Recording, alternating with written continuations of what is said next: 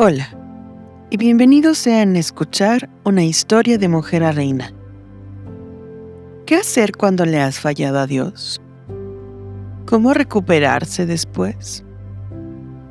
El día de hoy hablaremos de una vida que tiene mucho para enseñarnos. A pesar de ser una mujer casada, mantenía numerosas aventuras románticas y les atribuía a sus amantes los regalos que le había hecho su marido, convirtiéndose en el símbolo del adulterio espiritual, una representación de la infidelidad de Israel hacia Dios. Hola, Gomer. Sé bienvenida a este tu espacio. Dinos, tu historia resulta en realidad dolorosa de contar, ¿no es así? Definitivamente. Si estás buscando una historia edificante de fortaleza moral, no vas a encontrarla en el relato de mi vida. Supongo que las personas simpatizaban más con mi esposo, Oseas, y se preguntaban por qué él se casó con una mujer como yo. Para la mayoría de la gente que conoce mi historia, mi verdadero nombre es sinónimo de adulterio y prostitución. Qué manera de ser recordada. Cuéntanos sobre tu vida con Oseas. Oseas era un buen hombre e insistía en casarse conmigo porque Dios se lo había ordenado. Yo no sabía eso. Al principio traté de ser una buena esposa para él, pero no creo que haya estado preparada para el matrimonio. Simplemente no podía serle fiel a mi esposo. Con el tiempo, mi engaño me costó mi libertad, pues mi esposo me echó y me transformé en esclava, hasta que Oseas me compró y me llevó de nuevo a vivir a su casa. ¿Y ustedes tenían hijos? 3, salvo el primero, que no estoy muy segura quién fue su padre. Los otros 2 sí eran nuestros. Por cierto, fue Dios quien les puso sus nombres.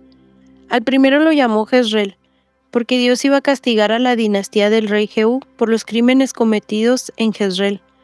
Luego nació Lo-ruhama, que significa indigna de compasión, y el menor fue Lo-ammi, que significa pueblo ajeno. Aquellos nombres no inspiraban precisamente confianza, ¿no es cierto? Sin embargo, Dios estaba usando a mis hijos para decirle algo al pueblo de Israel acerca de su infidelidad hacia Él. ¿Cómo te sentiste cuando Oseas quiso que regresaras luego de que te habías convertido en una esclava? Sorprendida, confundida, asombrada. En realidad no estaba esperando que nadie me rescatara, después de lo que había hecho. Así que para mí no tenía sentido que Oseas me quisiera de nuevo. Sin embargo, regresé con él y conforme a sus demandas dejé de dormir con otros hombres. Me quedé con Oseas desde entonces hasta el día de hoy. ¿Qué podemos aprender a partir de tus experiencias? 2 cosas, supongo. Una es entender cuán seriamente considera Dios la infidelidad. Solo mira el nombre de mis hijos. De la misma manera que mi infidelidad matrimonial era un insulto para Oseas, la infidelidad espiritual resulta una seria afrenta para Dios. Luego está una segunda lección que aún no comprendo por completo.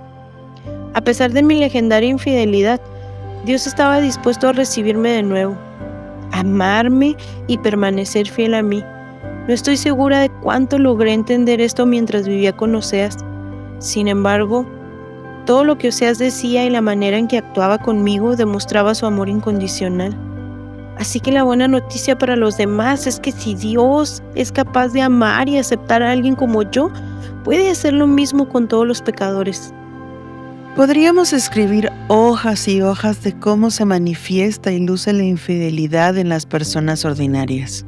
Sin embargo, al oír infidelidad, la mayoría de las veces pensamos en un matrimonio o un noviazgo, y poco nos pasa por la mente la infidelidad que tenemos para con Dios.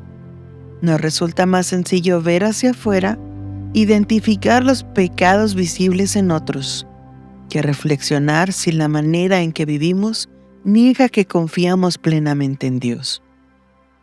A pesar de la convivencia matrimonial, Gomer vuelve a prostituirse y cae en esclavitud.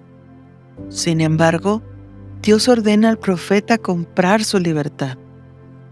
Esta extraña historia se convierte en una ilustración clara de la situación espiritual deplorable del reino. Gomer representa al rebelde Israel, mientras Oseas representa al amor paciente y fiel de Dios hacia su pueblo infiel. La infidelidad suele presentarse de manera grotesca entre seres humanos. Nos parece y es escandalosa. Por el contrario, la infidelidad a Dios suele ser callada. Puede ser imperceptible aún a nuestros ojos. Por eso, necesitamos estar alerta a ese pecado en nuestros corazones. No podemos saber si Gomer agradeció la compasión de su esposo. Israel no se arrepintió de inmediato y quizá Gomer tampoco lo hiciera. Pero su caída y su restitución nos dan un claro retrato de lo mucho que Dios ama a su pueblo pecador y hasta qué extremos irá para reclamar el amor de su pueblo. Él no guarda rencores, sino que llama al pecador a dar un giro radical y regresar a Él otra vez. Nuestras infidelidades no harán que Dios deje de ser fiel, porque entonces Él negaría una parte de su esencia.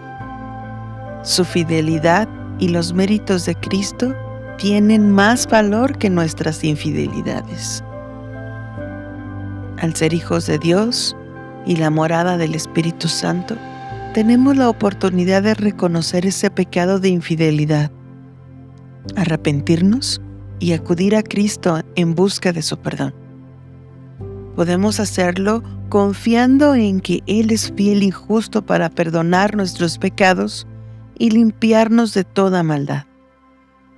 Aunque Dios haya sido agraviado con nuestra infidelidad, Él no cerrará su corazón para guardarse de volver a ser lastimado, porque Cristo nos ha justificado. Todo en la vida cristiana se trata de Él. Quizás solo necesitamos conocerlo más, conocer más su corazón, conocer más sus atributos, para que entonces podamos caminar de manera diferente. Dios nos ayude confiando más en Él, viviendo para Él, siendo fieles a Él. Para conocer más acerca de nuestra invitada, te animo a leer el libro de Oseas, especialmente para conocer más acerca del amor incondicional de Dios y su aceptación. Además, para una mayor comprensión de cómo Dios visualiza nuestro pecado, lee Jeremías 23, 13 y 14 y Amós 5:12. Espero que hayan disfrutado tanto como yo de este episodio. Nos encantaría saber más de ustedes, así que manténganse en contacto con nosotros a través de nuestras redes sociales. Y recuerden, siempre es un buen tiempo para una historia de mujer a reina.